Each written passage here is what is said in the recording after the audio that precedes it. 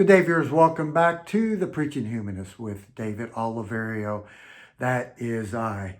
If you're a fellow atheist, you've probably had or heard often these stereotypes that people have placed upon us who identify as non-believers. I think it's entertaining to hear them, quite humorous, and also a little agitating and frustrating to hear some of these claims that people make about atheists.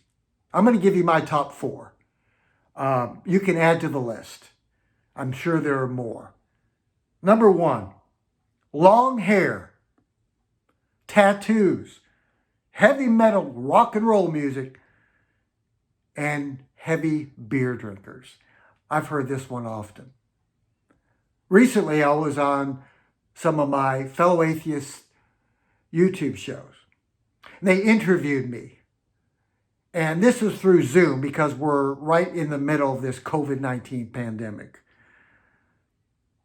So they did the interview together, both of them.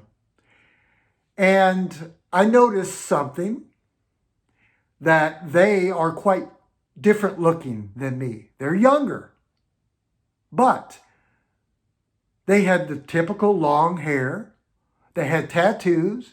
One had an earring. They both were drinking a can of beer during the interview on Zoom. And they dropped a few F-bombs and four-letter words, which I normally don't use. Stereotypes.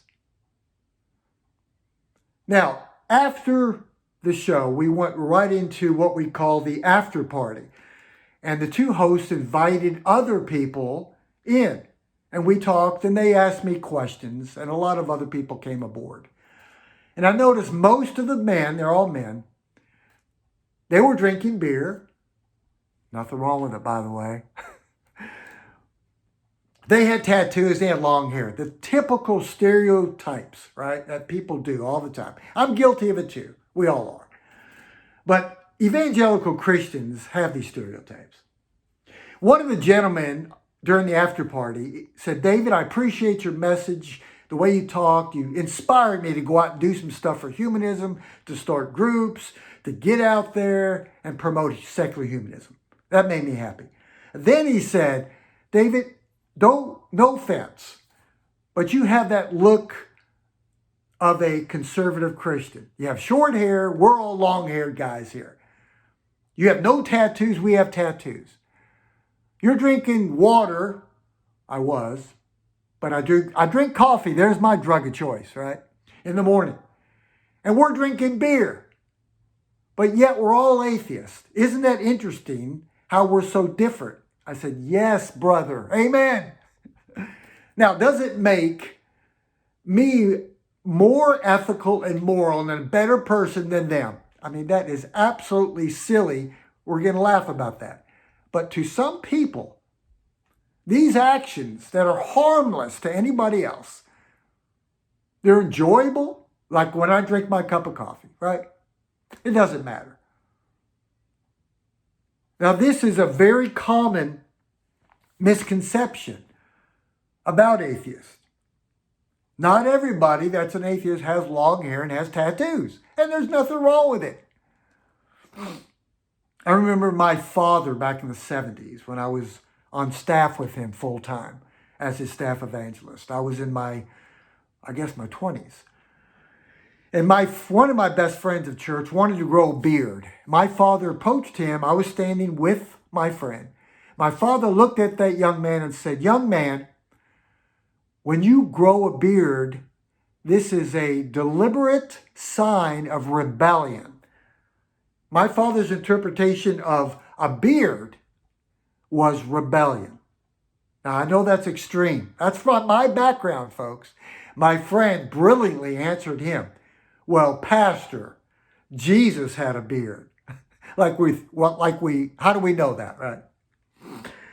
And here's another one, another stereotype. Immoral. Oh, we get that all the time. You're immoral. You're unkind. And you lack compassion for others. I was at a grocery store pre-COVID when I used to go out and feed homeless often. And then from there on Saturday mornings, I'd go out to my sign holding activism, as you know by now. You can go to the Preaching Humanist Facebook page and see all the posts and the videos I do, right? So I loaded up on bananas, oranges, bottled water, and peanut butter crackers. The people behind me they looked to be a married couple, maybe in their 40s. And I was at the check stand, ready to be checked out. And the lady looked over at my groceries and said, "Sir, you must be preparing for a large party. Looks like you're about to cook or bake or whatever, so maybe banana pudding or something." And actually, I told her, "Ma'am, actually, I feed homeless people." First thing she said, she looked at me, looked at her husband, looked back at me, and asked me, "What church?" Of course. Why does it have to be a church? They, believers in church, get the credit for ethics and morals, right? And of course, I looked at her, I had my opportunity like I take all the time, and I noticed other people were watching and they heard her comment. And I said, "Actually, no church. I am an atheist." It broke that stereotype. She wanted to know why I would feed homeless people as an atheist. And she asked me, "I didn't know you did that. Why would you do it?" And I didn't think atheists did that type of activity.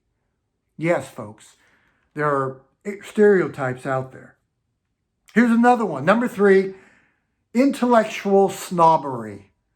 No emotions, 100% pure logic, just like Dr. Spock from the old Star Trek TV show. If you're a fellow baby boomer, I remember back in the 60s, right?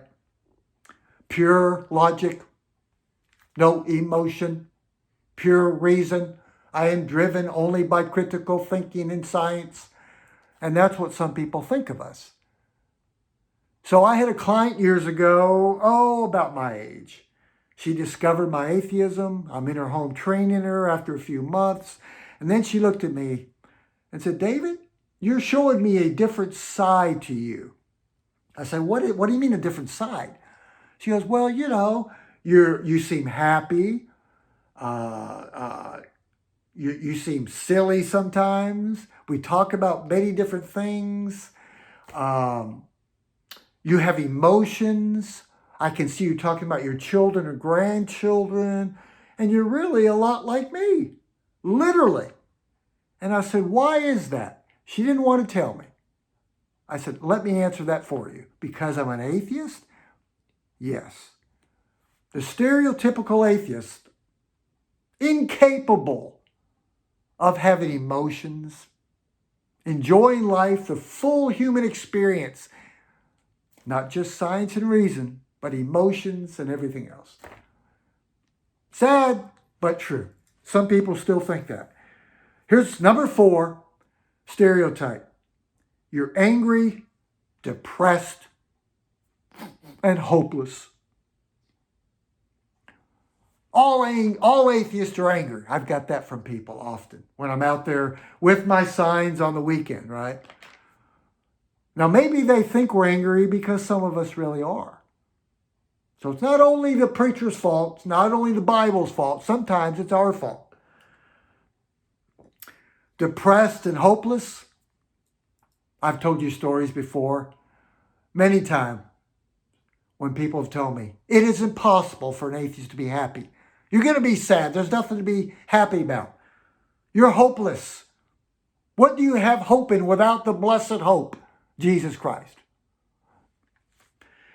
These are stereotypes that we can change if we want to. Now, I was walking to the mailbox in the apartment complex that my wife and I live in. This is during COVID-19, only a few months ago. Had my mask on, walked through the pool area, and there was a young couple sitting with 2 small children at the pool.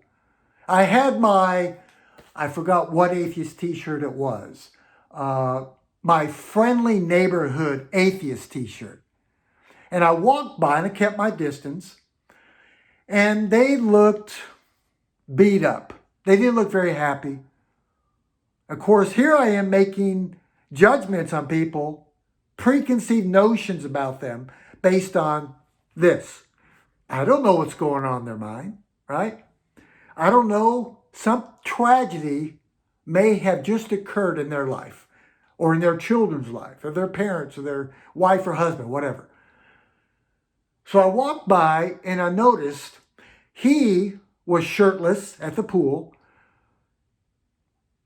Now, he was smoking. He had his beer out there, tatted all up.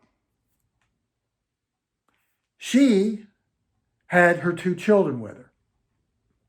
I came back. I had my shirt on. I kind of glanced over at them. I said, "Hi, good morning. How are y'all?"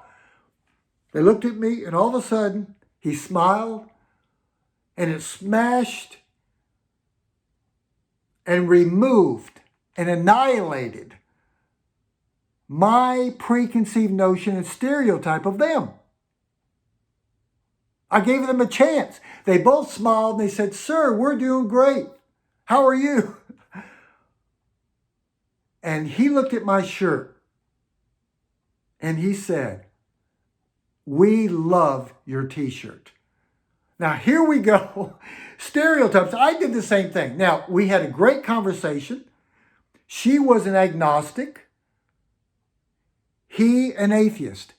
They're both very developed, very happy, well-read people, but yet I had that stereotype.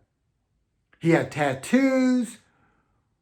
Some of the old thoughts maybe from my process 30 to 40 years ago may have came up. I don't know. Now, this occurs in all of us as humans. We all have these preconceived ideas of what people believe, how they live their life based on their appearance. This is not right. I was guilty of it, and we all do it. Now, we as atheists get this often. I hear it often. I attempt to the best of my ability to change these stereotypes for all of us, every chance I can. And that's why I love diversity. That's why I love to be around other unbelievers when we're doing activism that look totally different than me, that act different than me, that have different styles of activism. Because we're all just human. It comes right down to it. We as atheists come in all flavors, just like believers, because we're all people. Do you want to end these silly stereotypes that we atheists have? Here's one way to end it. Come out and let believers see the real you, just like the real them. That's one way to do it. I hope you've enjoyed this light little talk. Maybe it made you laugh, or maybe it inspired you to go out there and change these stereotypes and educate the world. What really goes on in the unbelieving world? It's not all that bad, is it? It's pretty good. Well, thanks for watching, and have a wonderful day. And remember to let the light and the compassion of secular humanism shine. Have a great day.